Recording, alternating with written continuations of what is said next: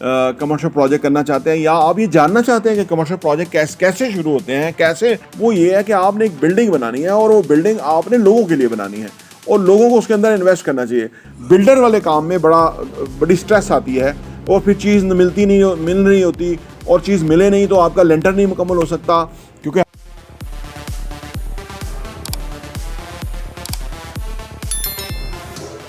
अस्सलाम वालेकुम रहमतुल्लाहि व बरकातहू। मेरा नाम अहमद अकील है, आप देख रहे हैं प्रॉपर्टी टीवी। हम आपके सामने बहुत सारे कमर्शियल प्रोजेक्ट लेके आते हैं, उसके अंदर लोग यूनिट्स खरीदते हैं, उनको बहुत फ़ायदा है। आज की वीडियो में मैं एक्सप्लेन करने जा रहा हूँ कि अगर आप कमर्शियल प्रोजेक्ट करना चाहते हैं, या आप ये जानना चाहते हैं कि कमर्शियल प्रोजेक्ट कैसे शुरू होते हैं, कैसे एग्जीक्यूट होते हैं, कैसे लोग उसमें इन्वेस्ट करते हैं और कैसे वो बिल्डिंग मुकम्मल होती है और कैसे जो है वो फिर रेंटल मॉडल पे लग जाती है, पैसिव इनकम आना शुरू हो जाती है, ये सारे मरहले इंशाल्लाह आपसे डिस्कस करते हैं इस वीडियो में। आइए बात करते हैं।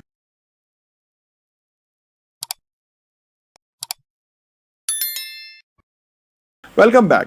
देखिए जी, सबसे पहले अगर आपने प्रोजेक्ट करना है तो आपको सबसे टॉप चीज़ चाहिए, वो है लोकेशन। बहुत ही टॉप क्लास लोकेशन चाहिए आपको, ताकि आप वहाँ पे प्रोजेक्ट कर सकें। देखिए, प्रोजेक्ट में जो लोकेशन है ना, उसका इस तरह से बहुत बड़ा किरदार है कि अगर सही लोकेशन पे चीज़ होगी ना, तो हर बंदा ख़रीदार होगा, या जिसके जेब में पैसा होगा वो क्वालिफाई करेगा और वो ख़रीदने के लिए रेडी होगा। अदरवाइज़ अगर ऐसी लोकेशन पे हो जो कंप्रोमाइजिंग लोकेशन है, ये जो लोगों को बताना पड़ रहा है, लाना पड़ रहा है, दिखाना पड़ रहा है, तो उसमें चांसेस ज़रा स्लो बिकने के होते हैं। तो जो उसकी बिक्री है वो स्लो हो जाती है। तो इसलिए प्रोजेक्ट्स करने का जो सबसे बड़ा काम है वो ये है कि आपने एक बिल्डिंग बनानी है और वो बिल्डिंग आपने लोगों के लिए बनानी है और लोगों को उसके अंदर इन्वेस्ट करना चाहिए। जब लोग उसमें इन्वेस्ट करना शुरू हो जाएं और जब बिल्डिंग मुकम्मल हो जाए और लोग फौरी तौर पर किराए पे लेना शुरू कर दें, तो इसका मतलब है कि वो बिल्डिंग सही लोकेशन के ऊपर है, सही डायरेक्शन के ऊपर काम हुआ है और उसका फ़ायदा। तो सबसे पहली चीज़ है लोकेशन। नंबर 2 ये है कि प्रोजेक्ट फिजिबिलिटी।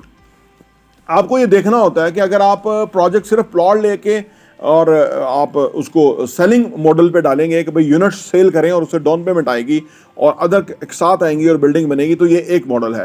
दूसरा मॉडल ये है कि अगर आपका पैसा है, यानी प्लॉट का भी पैसा है, कंस्ट्रक्शन कवर करने का भी पैसा है, तो उस सूरत में आप कंस्ट्रक्शन का काम तेज़ करेंगे और फिनिश करने के बाद फिनिश लोगों को चीज़ देंगे, तो ये दूसरा मॉडल है। इसमें आपका पैसा ज़्यादा इन्वॉल्व है और इसलिए आप कमा भी ज़्यादा सकते हैं जितना पैसा इन्वॉल्व है, क्योंकि हम जो रीसेल पे चीज़ें बेचते हैं ना, यानी हमसे किसी ने खरीद ली चीज़ और उसके बाद उन्होंने 6 महीने साल के बाद कहा कि हमने बेच रहे हैं, वो हम उसको बेच देते हैं, वो चीज़ बिक जाती है, दूसरा खरीदार उसको खरीद लेता है, तो पहला वाला जो है वो प्रॉफिट टेकिंग करके निकल जाता है। तो इसका मतलब है कि कुछ ऐसे लोग भी मौजूद होते हैं जो क्वालिफाई करते हैं कि उनके पास पूरा पैसा है।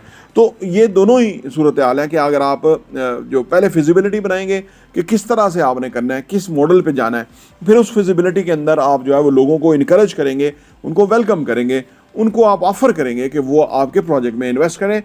आधा प्रॉफिट आपको है, आधा उनको शेयर होएगा, तो वो हैप्पीली आपके साथ काम करेंगे, क्योंकि it's a matter of investment के जिसके पास जितनी इन्वेस्टमेंट है उतना उसका बेनिफिट है। अगर कोई छोटी चीज़ खरीदता है तो छोटा उस हिसाब से बेनिफिट है, बड़ी आइटम का बड़ा बेनिफिट है। तो दूसरा ये है कि आपको पहले फिजिबिलिटी पे काम करना है कि इसको कैसे आगे लेके जाना है। नंबर तीसरा जो मरहला है वो अप्रूवल्स का है कि आपने उसका स्ट्रक्चरल डिज़ाइन बनाना है, ड्राइंग बनानी है, फिर आपने उस पर फ्लोर प्लान्स, एलिवेशन के पे काम करना है, वो उसकी 3D जो भी रिक्वायरमेंट है किसी को प्रेजेंट करने के लिए वो दिखाना है, उसके ब्रोशर्स या उसके कोई फ्लोर प्लान्स या उसकी कोई इस तरह की डिटेल्स आपने बनानी है। ये अप्रूवल्स लेना और ये डिटेल बनाना ताकि प्रेजेंटेशन के काबिल वो चीज़ हो जाए, किसी को अंडरस्टैंड कर जाए, ये सारा ज़रूरी है। फिर उसकी वीडियोज़, उसकी डिटेल्स, सो दैट कि जो ओवरसीज़ पाकिस्तानी हैं, जो दूर बैठे हुए लोग हैं, वो भी समझे। तो तीसरा मरहला में ये आ जाएगा कि आप उसकी अप्रूवल्स और उसकी प्रेजेंटेशन और उसकी सारी चीज़ें जो है उसको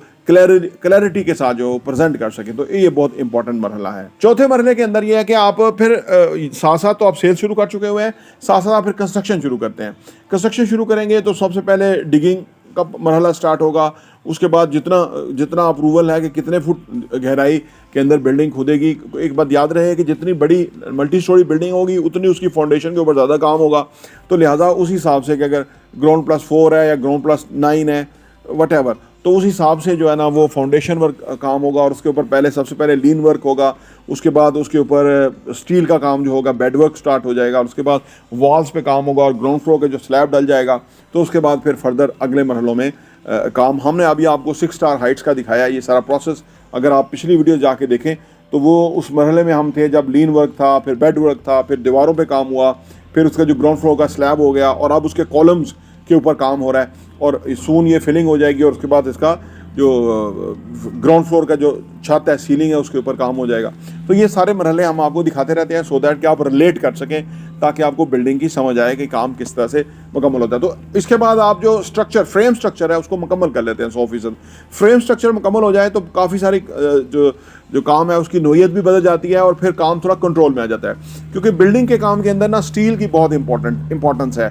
पिछले दिनों स्टील 2,95,000 टन पे चला गया, अब वो वापस 2,44,000 टन पे आ गया है। ये पाकिस्तान में ऊपर नीचे जो कीमतों होती रहती हैं, इससे बिल्डर वाले काम में बड़ी स्ट्रेस आती है और फिर चीज़ मिल नहीं होती, और चीज़ मिले नहीं तो आपका लेंटर नहीं मुकम्मल हो सकता, क्योंकि हर चीज़ जो है एक दूसरे इंटर रिलेटेड है। टाइम डिले हो सकता है, आपकी डेडलाइन है 2.5 साल में, 2 साल में, 1.5 साल में, 4 साल में आपने मुकम्मल करना है, तो आपको उसके ऊपर काम करना होता है। तो फिर ये मरहला जो है, अगर फ्रेम स्ट्रक्चर मुकम्मल हो जाए तो अब आपका फिनिशिंग का काम स्टार्ट है, यानी इलेक्ट्रिसिटी, प्लम्बिंग, उसके जो फ्लोरिंग, सीलिंग, अदर बाकी चीज़ें जो हैं उसके ऊपर काम शुरू हो जाता है। प्लास्टर वर्क जो पहले हो गया, उसके बाद ये सारे काम शुरू हो जाते हैं, तो फिर आप फिनिशिंग की तरफ जाते हैं। उसके बाद जब फाइनल फिनिशिंग के अंदर आप मरहले में दाखिल हो जाते हैं तो उसमें यह है कि फिर वॉशरूम की टाइल्स हैं, किचनेट हैं, वॉशरूम की फ़िटिंग्स हैं, किचन की फ़िटिंग्स हैं, ठीक है, फिर पेंट वर्क है, फिर ये सारा जो अदर चीज़ें हैं, लाइट्स हैं, ये सारा फिर वो मरहला स्टार्ट हो जाता है। तो इस तरह आप इसको फाइनली अपने जो टाइम आपने दिया हुआ है कि प्रोजेक्ट ख़त्म करेंगे 2.5 साल में, वो ख़त्म कर लेते हैं। उसके बाद आप इसके मीन टाइम आप जो भी स्टील लेते हैं या जो भी कंक्रीट है उसके सैंपल्स रखते हैं, आप उसको लेबॉरेटरी में पास कराते हैं, ताकि स्टैंडर्डाइज किस्म की जो है वो वर्किंग हुई है और उसके हिसाब से ही आप जो है उसको आप अपना पेपर वर्क भी मुकम्मल करते हैं। इसके बाद फिर बहरिया है या DHA है, उसके उससे आप जो है ना उसको सारी चीज़ों को क्लियर करवा लेते हैं, वेरीफाई करवा लेते हैं, वो उसको अटेस्ट कर देते हैं कि ये स्टैंडर्ड को मेंटेन रख दिया गया है। वो आपको फाइनल जो है वो अप्रूवल्स मिल जाती हैं बिल्डिंग की फिनिशिंग के लिए। आपको फिर सबमिट करने होते हैं, जिन लोगों ने बिल्डिंग के अंदर यूनिट्स लिए हुए हैं, फिर आप अथॉरिटी को सबमिट कर देते हैं और वो उनके नाम के ऊपर यूनिट्स ओनरशिप में ले आते हैं। और उसके बाद वो जब बेचेंगे, फिर कैश काउंटर पे बेचने वाला और ख़रीदने वाला अपने यूनिट को बेचेगा और नया बंदा ख़रीदेगा और वो उस बिल्डिंग में उसका मालिक है, जिस तरह उसका शेयर है उसके अंदर। तो ये बुनियादी ओवरऑल मैंने आपको मरहले बता दिए कि किसी भी बिल्डिंग को मुकम्मल करने में किस तरह से काम होता है, और ये बातें हैं जिनको मद्देनज़र रखने की ज़रूरत है। आपने देखा होगा काफ़ी सारे मरहले हैं, मैंने थोड़ा कट शॉर्ट किया, लेकिन हर मरहले के ऊपर जो है वो टाइम लगता है और उसको मीट करना, अपनी डेडलाइंस को, ये बहुत इंपॉर्टेंट होता है। तो इस तरह से बिल्डिंग मुकम्मल होती है जिसके अंदर आप इन्वेस्ट करते हैं। प्रॉपर्टी देखने का बहुत बहुत शुक्रिया।